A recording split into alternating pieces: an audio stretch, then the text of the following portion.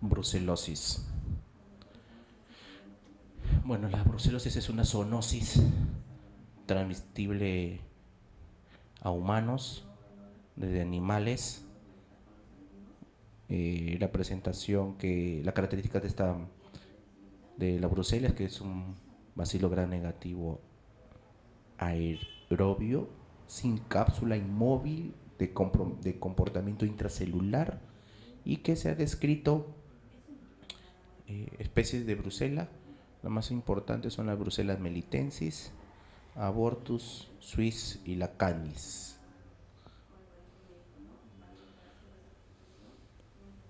Tenemos acá la brucela, la coloración para brucelas. Vemos, no sé si se verá con el puntero, pero vemos comportamiento intracelular,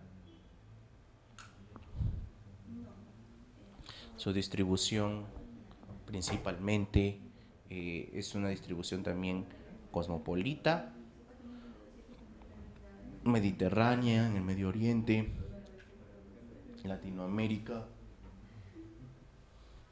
Las tasas de infección se reportan de 15 por cada 100.000. En países no endémicos se considera también como una enfermedad ocupacional porque propio de las profesiones relacionadas a la crianza de ganado o los matarifes. Se ha reportado en veterinarios, en camales o en laboratorios. El mecanismo de transmisión es a través por la piel, aerosol, por la conjuntiva o la ingestión de alimentos no pasteurizados. No se ha reportado la transmisión de humanos a humanos. La ruta de transmisión ya lo vimos, que es a través accidentalmente en laboratorio o durante una vacunación accidental relacionada como enfermedad ocupacional, o la ingesta, ¿no?, de alimentos no pasteurizados, o a través de la vía de inhalatoria, a través conjuntiva, ¿no?, que es otra ruta de transmisión. Los casos anuales de brucelosis por año, ¿no?, en países, en el cual Perú en el año 96 reportó 1.691 casos, en el año 2000 1.072 casos, y en el año 2002 se reportaron 91 casos de brucelosis. Vemos acá un mapa del Perú con áreas libres de brucelosis. Generalmente lo que está de azul son las 37 provincias. Actualmente hay que se reportan casos de brucelosis bovina, ¿no? Y dentro de las pruebas diagnósticas para brucelosis tenemos que las más importantes son la rosa de Bengala o la fijación de complemento, o el anillo en leche, que son las pruebas más importantes. En el año 2003-2004 la prevalencia encontrada cerca a Lima son las áreas más importantes con 2.5 de prevalencia. En los registros de casos positivos para brucelosis caprina vemos que los casos más importantes son en Huaura, ¿no?, en Ancash, en Recuay, con los casos positivos para rosa de Bengala y fijación de complemento como provincias en el Perú positivos para brucelosis caprina. Ya vimos que es un cocobacilo gram negativo, facultativo y de comportamiento intracelular. Brucellosis melitensis produce formas severas. Abortus tiene un curso benigno. Los polimorfos nucleares fagocitan al microorganismo, pero no los llega a destruir. Necesitamos la inmunidad celular, principalmente la innata, para poder eliminar a la brucela. La ruta de ingreso ya lo vimos, a través de conjuntivas, aerosoles, abrasiones en la piel o a través de la ingestión directa de alimentos contaminados. La distribución inicial del organismo, el compromiso hepático, en el vaso, los ganglios linfáticos y en la médula. La patogenia es que la brucela no tiene factores de virulencia clásicos como cualquier bacilo gram negativo. Su persistencia intracelular es la que va a permitir la inhibición de la apoptosis, la permanencia de vesículas, llamémoslas ácidas intracelulares, y todo esto está relacionado a que esto va a producir una reacción de autoinmunidad con una reacción granulomatosa, ya sea en hígado, en médula ósea, ¿no? En la presencia de como un eritema nodoso o una episcleritis con uveitis, que son las manifestaciones de la patogenia de la brucela. Vemos acá cómo es el comportamiento de la brucela intracelularmente dentro del fagolisosoma, dentro de los fagosomas intracelulares, en el cual la brucela no muere, ¿no? Tiene mecanismos importantes de resistencia que permite su multiplicación y la infección posteriormente a otros células como los polimorfos nucleares. La presentación clínica, hay tres tipos de presentación clínica: una aguda, subaguda y crónica, o de compromiso sistémico también, que es bien raro, ¿no? Las recaídas son infrecuentes, ¿no? Y no se ha reportado resistencia a la terapia. Tenemos la presentación clínica de la brucelosis humana. Lo más común es la fiebre. Es una enfermedad gran simuladora. Puede tener síntomas constitutivos como malestar, artralgias, puede tener con compromiso hepatoespleno, puede tener compromiso articular como sacroileitis, como artritis periférica, como dando una simulación de una artritis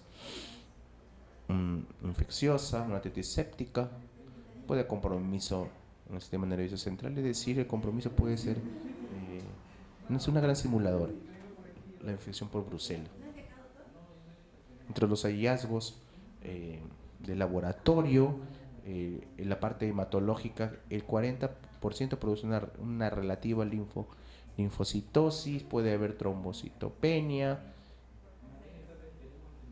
puede haber también como leucopenia, como pancitopenia, puede haber como elevación de transaminasas, ¿no? Que es digamos, una gran simuladora que nos puede retrasar el diagnóstico.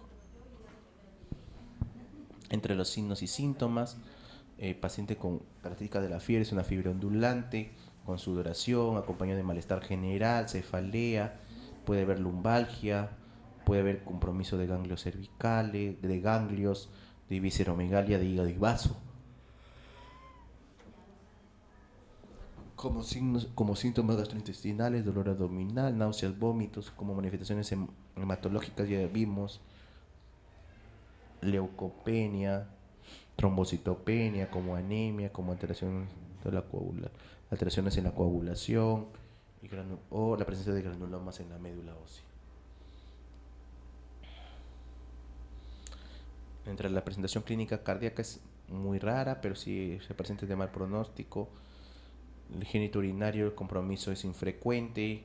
El pulmonar y los síntomas respiratorios pueden ser síntomas altos, simulando una bronquitis, o puede haber un compromiso de una neumonía, con una lesión miliar, o con compromiso solo adenopatías iliares, pariliares, ¿no? O con compromiso pleural.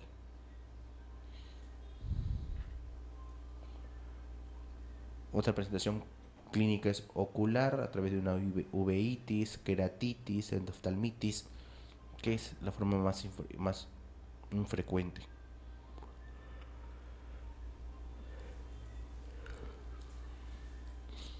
Entre las presentaciones clínicas, dentro de las manifestaciones musculoesqueléticas, vemos acá que Brucella melitensis tiene mayor participación, El doctor Gotuso hizo un trabajo de 457 casos en que el 23% tuvo fue una presentación aguda dentro de las manifestaciones musculoesqueléticas y el 60% fueron para las otras formas, tanto la forma subaguda y crónica. El tipo de compromiso fue las grandes articulaciones, rodillas, caderas y tobillos. También hubo un compromiso de espondilodicitis, sacroileitis y osteomielitis. Dentro de las manifestaciones musculoesqueléticas, la artritis periférica es la más frecuente, ¿no? La forma de subaguda y compromiso monoarticular es la característica, hasta en un 71%, y la poliarticular solo el 28%. La espondilodicitis en la región lumbar, el 60-90% de casos, va frecuente en adultos, ¿no? Y su presentación es forma crónica. En la radiología, el signo clásico de la radiología es el signo de Pons, una epifisitis del ángulo antero superior vertebral. Hay estrechamiento del disco o esclerosis con los sindesmofitos densos. La sacroileitis es más frecuente en la brucelosis subaguda, el compromiso unilateral es mayor que el bilateral y generalmente la fiebre está ausente. En la presentación clínica de las manifestaciones musculoesqueléticas, cambios radiográficos tardíos, la presencia de gammagrafía con una sacroileitis y una tomografía para ver la destrucción articular nos puede dar los indicios o sospechas de Brucella. Ahora, la presentación clínica de la forma aguda es cuando hablamos que es inferior a 8 semanas. Hay malestares generales, dolores osteomusculares, alteraciones hematológicas y enzimas hepáticas. La presentación subaguda es más de 8 semanas, más allá de 8 semanas, ¿ya? Pérdida de peso, daño ocular, urológico, compromiso visceral o linfadenopatía si es que es en niños. Acá vemos cómo es la presentación clínica según las fases de la enfermedad. La aguda y la subaguda más frecuente asociada a temperatura alta. La edad, jóvenes y niños tienen presentación aguda y subaguda. El compromiso de visceromegalia es más frecuente en la subaguda, con artralgias también en la subaguda. El compromiso de la uveitis es infrecuente, estas dos fases. Ya para la fase crónica no hay fiebre, la edad es más para la fase crónica, es personas de edad adulta, los mayores. Hay poco compromiso de visceromegalia, hay mayor compromiso de artralgias. Y para el enfoque diagnóstico es muy importante hacer una buena historia clínica, antecedentes epidemiológicos, de ocupación, hábitos alimentarios, ¿no? El curso de la fiebre, también una fiebre ondulante es muy importante, y utilizar cuando sospechamos, utilizar hemocultivos o serología cuantitativa. Las aglutinaciones para Brucella es un título positivo más de 160, de preferible las pruebas en tubo y en placa son pruebas más confiables en comparación que la serología. No olvidar que puede haber falsos negativos por técnica de hemodilución y relacionados con alta carga bacteriana, el fenómeno de prozona. Y para esto hay que hacer diluciones mayores, encima de 1:320. La prueba de Rosa de Bengala es rápida, pero debe estar acompañado de aglutinaciones. PCR y ELISA ofrecen avances para el diagnóstico que hasta ahorita solo se dan en fase de investigación. El 2-mercaptoetanol mide solo inmunoglobulinas, su resultado representa actividad. IgM aumenta en la primera semana, pero ya para la segunda cambia a IgG. Los títulos se pueden utilizar como seguimiento, caen con el tratamiento, una falla o una persistencia de los títulos puede señalar que sea una infección crónica o una recaída. Aislar brucela en los hemocultivos, miren, de 15 a 70%. Si le hacemos un mirocultivo tiene un rendimiento cercano al 90%. Vemos la respuesta inmunológica de los anticuerpos IgM que aparecen a los 7 días de contacto con el brucela, cómo se elevan inmediatamente, las líneas negras, pero luego cae después de la primera semana. Los anticuerpos IgG aparecen pocos días después de la IgM, hacen un pico más alto, que es la línea continua roja, para luego desaparecer en la línea discontinua roja, que es la inmunoglobulina G.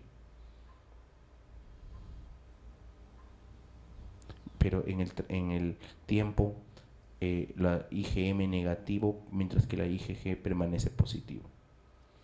Entonces el rendimiento de las pruebas diagnósticas, aglutinaciones en placa y en tubo, para la parte aguda, subaguda, la prueba de 2-mercaptoetanol, ya vimos que es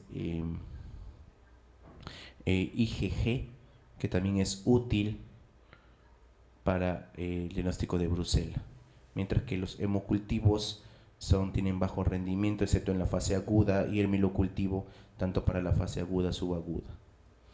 Hay un reporte comparando las diferentes técnicas en los estadios de brucela. Vemos para la fase aguda como el método de Ruiz Castañeda es importante, y para la fase aguda también, ¿no? Y que la lisis por centrifugación tiene bajo rendimiento, y las recaídas, el método de Ruiz Castañeda es importante, comparando las técnicas de cultivo para diferentes estadios de la brucelosis. El tratamiento, ciprofloxacino por 6 semanas, con una recurrencia inferior al 25%, ¿no? El uso de doxiciclina o tetraciclina, ¿no? Por 4 a 6 semanas en combinación con streptomicinas por 2 a 3 semanas con 1 gramo intramuscular diario. Son los esquemas que pueden haber, ya sea como monoterapia utilizando cipro o combinado utilizando doxi con strepto. En caso para la OMS recomendó la doxiciclina con rifampicina. No olvidar que estamos en un país moderadamente endémico para tuberculosis, así que la rifampicina podemos no utilizarla en ese contexto. O trimethoprim con rifampicina o más aminoglucósido cuando los niños son menores de 8 años. La presencia de meningitis y endocarditis, el uso de 2 drogas, doxiciclina de preferencia, o con una tetraciclina, de preferencia el tratamiento por 6 meses.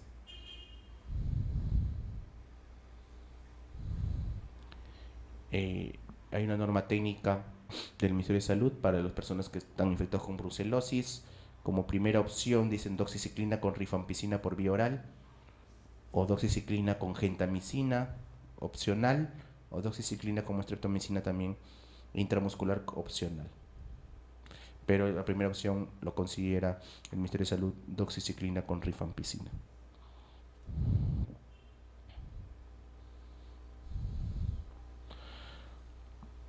El esquema en niños, doxi con rifa, ya se mencionó. En niños menores de 8 años, también rifa,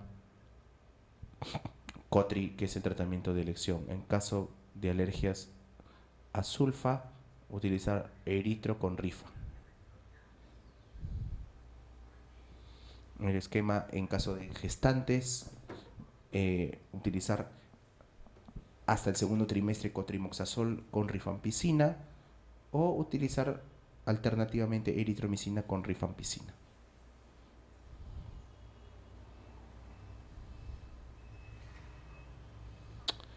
Este es un estudio en que ve las tasas de falla, ¿no?, al régimen para brucela. Vemos que la combinación de tetraciclina con rifampicina en un grupo, vemos otra combinación de tetraciclina con streptomicina. Vemos cuál de esos dos grupos es mejor. A ver, puntero. Vemos que la combinación a favor de tetraciclina con streptomicina es mucho mejor según todos los estudios mostrados, pero no olvidar que el riesgo relativo no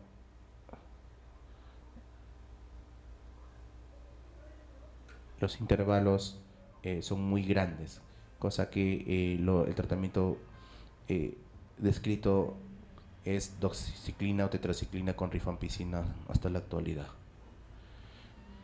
El tratamiento es una revisión sistemática de un metaanálisis de la brucelosis. Es que el tratamiento de doxiciclina de 6 semanas más gentamicina de 1 semana, o un tratamiento es el tratamiento de segunda línea, y el ideal es doxiciclina por 6 semanas junto con rifampicina, recomendado ya sea por la Organización Mundial de la Salud en el año 86, en el año 2007.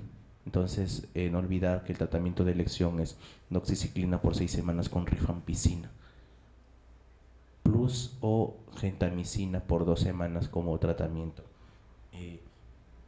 triple para brucelosis.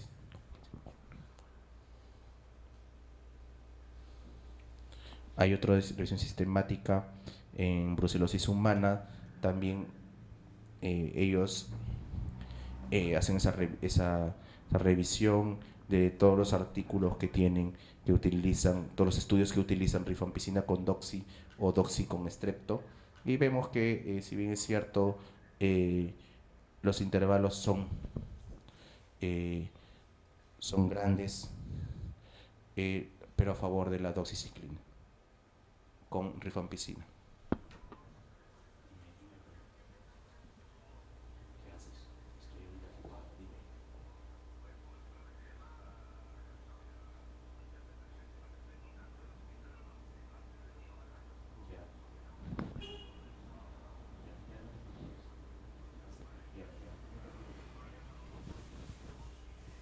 ¿Has firmado? ¿Has firmado?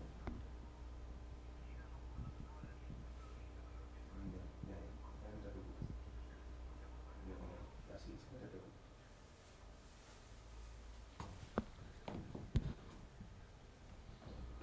Vemos otro metaanálisis, una revisión sistemática en el cual se evalúan la falla terapéutica y en cuál se evalúa la duración del tratamiento y su falla terapéutica, ¿no?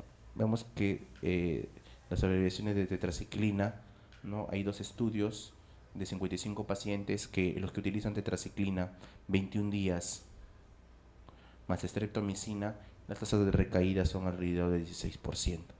Los que utilizan tetraciclina 30 días más streptomicina 21 días, las tasas de recaída son al 7%. Los que utilizan doxiciclina con rifampicina por 28-30 días de tratamiento, 2 estudios ven que las tasas de recaída son el 25%. Y si nosotros vemos que cuando utilizamos doxi con rifa, pero por 56 días, vemos que las tasas de recaída son, digamos, las más casi más bajas, ¿no? Dentro de toda esta revisión sistemática, que llega solo al 8%. Entonces vemos que doxiciclina con rifampicina es un tratamiento de primera línea, pero en el contexto de nosotros que estamos en países medianamente endémicos para tuberculosis, podremos considerar una alternativa, una droga alternativa a la rifampicina.